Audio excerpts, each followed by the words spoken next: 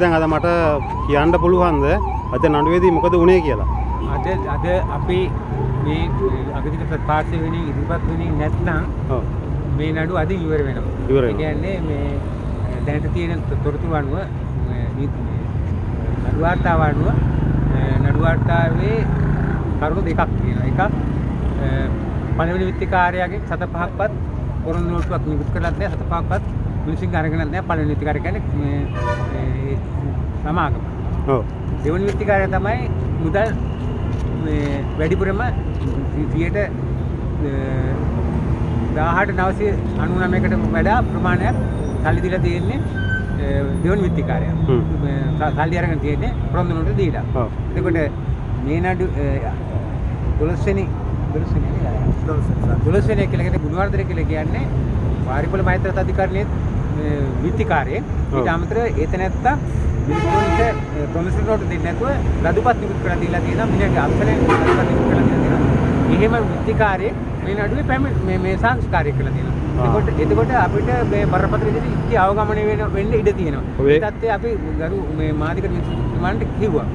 ඊට පස්සේ තුමන් මේ පිටපත් කිසියම් අවබෝධයක් ලබලා අපිට උපදෙස් දුන්නා ස්ටේට් කවුන්සිල් රජයේ ජ්‍යෙෂ්ඨ නීතිඥවරයා හම්බෙලා ඒ හරහා අපිට මේ අපේ ලේඛන ඉදිරිපත් කිරීමට ඉඩකඩක් සලසලා දුන්නා. අපිට යුක්තිය මෙහෙම මේ නිදිබන්ධ ස්ථිතිය තියලා දෙන්නේ නැහැ. අපිට මේ ගණ්ඩ බරපතල අරගලයක් කරලා සිද්ධ වෙලා තියෙනවා. මොකද මේ විමර්ශන කටයුතු පක්ෂක් ගාවේ මෙච්චර කල් සිද්ධ වෙලා තියෙනවා.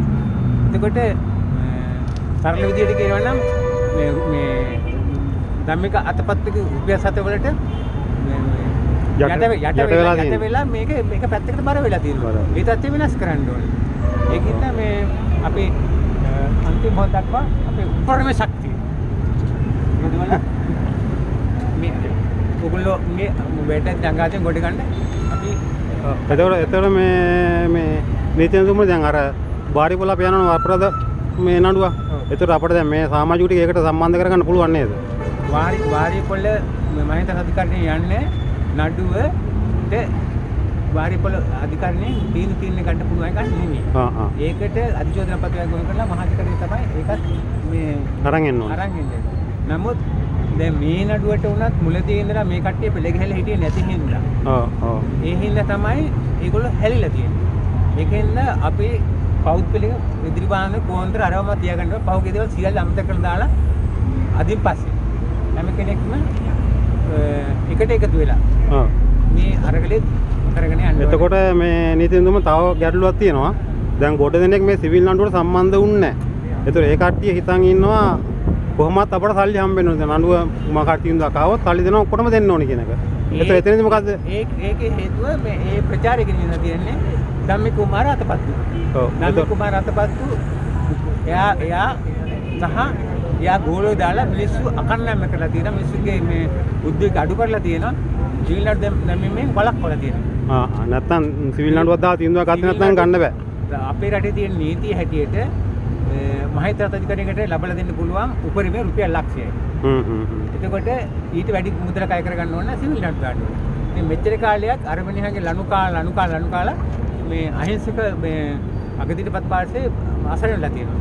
දැන් යන්තම් ඇස් සැරීගෙන ඇවිල්ලා තියෙනවා විශේෂයෙන් මේ මාත්‍යා මුල් වෙලා ඒක සම්බන්ධයෙන් සෑහෙන වැඩ කොටසක් කරනවා.